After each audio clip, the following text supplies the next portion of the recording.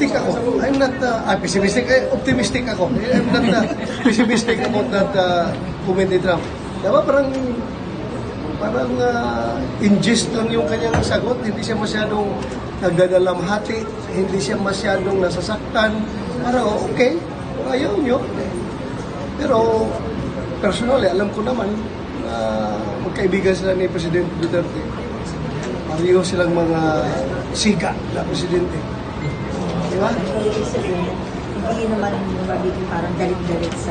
Hindi. That's my take, ha. Personal take ko lang yan. Baka mamaya, gaganda pa yung ngayon na si President Trump ay hindi na-impeach, no? Hindi siya na-impeach. Hindi na-impeach, hindi siya